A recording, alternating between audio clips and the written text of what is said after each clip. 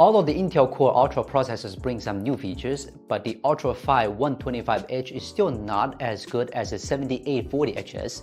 So if you want to choose a mini PC, the 7840HS is still the most suitable choice. So today I got my hands on a 7840HS mini PC, the AYANEO Retro AM02, which not only has a powerful processor, but also has a unique retro look, powerful interfaces, and even eGPU support. Of all the mini PC products I've used, the AM02 comes in the nicest package. Not only that, the AM02 has a very wide range of accessories, HDMI cable, installation tools, and AC power adapter for different regions. The most surprising thing to me is that the package includes a 100-watt GaN power adapter. Crazy. Nowadays, packaging of smartphones and PCs is getting simpler. AYANEO is still willing to provide users with useful accessories and good-looking packaging. Good job, AYANEO. The AM02 is a replica of the Nintendo NES console released in 1983, and at a time when most people are tired of the repetitive and uninteresting look of the mini PC, a replica of the already recognized NES is definitely the right choice. The AM02 also replicates the NES card slot design, and it's cool to see that you can open the front panel by pressing the red open button.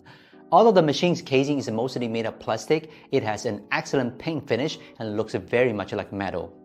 Of course, the most eye-catching part of the AM02 is the screen on the front, which has a good resolution and even support touch control, allowing you to check real-time performance data, address the TTP, check the time, address the volume, and so on. In practice, I use it more for displaying performance data, and I hope that AYANEO will make this small screen more useful in future updates. In terms of ports, the AM02 has 4 USB-A ports, 1 HDMI 2.0 and 1 DP 1.4, as well as a 2.5G Ethernet port. And most importantly, the AM02 has a full-featured USB 4 Type-C port, which not only means 40 Gbps transfer speed, but also supports eGPU.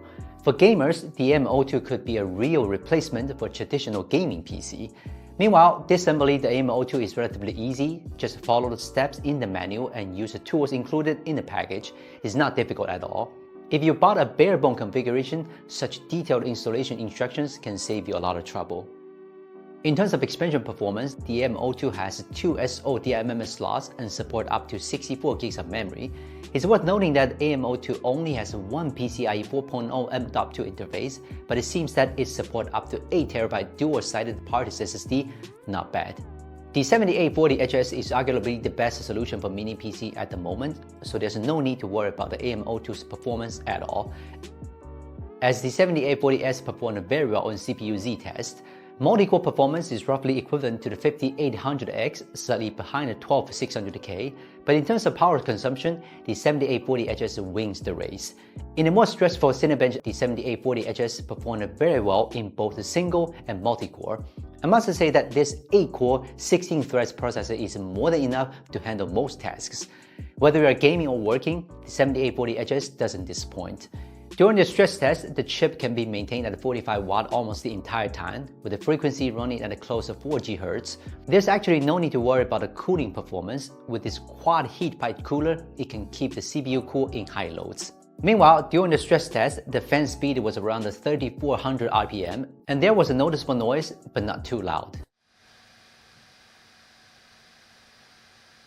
However, one area to note is that due to the mounting position of the hard drive and the wireless adapter, the hard drive temperature is relatively high when doing heavy loading and writing.